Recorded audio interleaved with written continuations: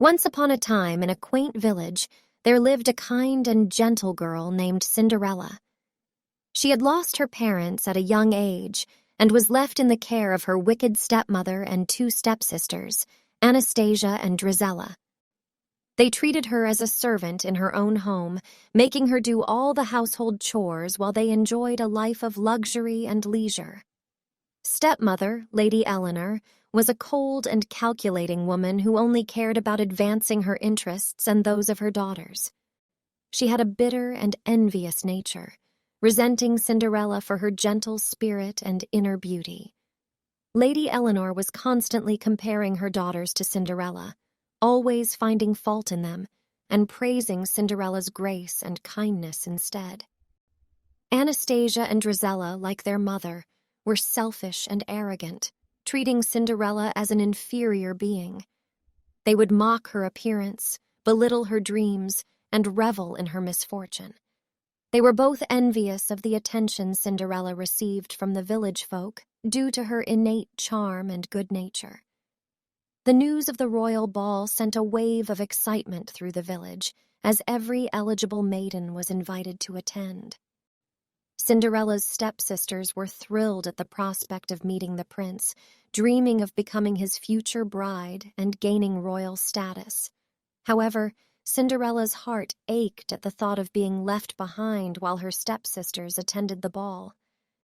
She had always dreamed of attending a grand event like the ball, where she could dance and feel like a princess. But her stepmother had no intentions of allowing Cinderella to go. As the day of the ball approached, Anastasia and Drizella spent hours preparing their extravagant gowns and jewelry, demanding Cinderella to assist them in every aspect. They treated her as their stylist, expecting her to cater to their every whim without any gratitude. One evening, while Cinderella was tidying up her stepsister's room, they chatted excitedly about the upcoming ball. "I heard the prince is incredibly handsome and charming," Anastasia said, twirling in front of the mirror. "Imagine if he chooses one of us to be his bride," Drizella added, grinning. Cinderella, trying to hide her sadness, replied, "Yes, that would be wonderful." "Oh, Cinderella, you wouldn't understand," Anastasia said condescendingly. "You're just a servant. The prince would never even look at you." Her words stung like 1,000 needles, but Cinderella kept her composure and continued with her chores. The day of the royal ball arrived, and as her stepsisters prepared to leave, they gloated about the evening ahead. "We'll dance with the prince all night and he'll be mesmerized by our beauty," Drizella boasted. "And you'll be stuck here all alone," Anastasia added with a smirk. Cinderella nodded quietly, trying not to let their hurtful remarks affect her. As the grand carriage took her stepsisters away to the ball, Cinderella stood by the window, watching them disappear into the night. A tear escaped her eye as she yearned for a chance to experience the enchantment of the ball herself. Little did she know that her life was about to take a magical turn, as fate had a special surprise in store for her in the form of a fairy godmother. "Cinderella, I am your fairy godmother," she said with a warm smile. "You deserve happiness and a chance to attend the royal ball tonight." Cinderella's eyes lit up with joy, but then she sighed. "Oh, fairy godmother, how can I go to the ball? My stepsisters would never let me." The fairy godmother reassured her. "Fear not, my dear. With a little magic you shall go to the ball. Now fetch me a pumpkin, 4 mice, and a rat from the garden." As Cinderella brought the items, the fairy godmother tapped her wand on the pumpkin, turning it into a magnificent carriage. With another wave, the mice and rats transformed into a dashing coachman and 4 majestic horses. Cinderella couldn't believe her eyes. "Thank you, fairy godmother," Cinderella said, tears of gratitude streaming down her cheeks. "You're welcome, my dear. Now remember, the spell will break at midnight, so be sure to leave the ball before then," the fairy godmother advised. Cinderella stepped into the stunning carriage and headed to the royal ball. As she arrived, Her elegance and beauty caught everyone's attention, including the prince. The prince approached her. May I have this dance? Cinderella blushed and replied, "Of course, Your Highness."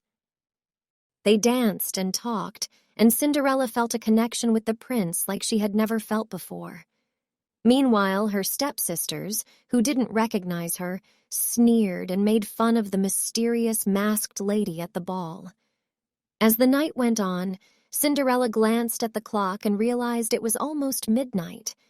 Panicked, she excused herself from the prince, running down the stairs, leaving one of her glass slippers behind. Wait, please don't go. The prince called after her, but she disappeared into the night. Back home, Cinderella's carriage turned back into a pumpkin, and her dress transformed into rags once more. Her stepmother and stepsisters returned from the ball, bragging about the captivating stranger and how the prince was determined to find her.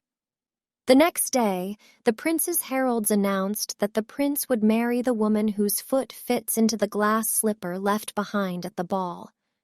Cinderella couldn't resist trying on the slipper herself when the heralds came to their home.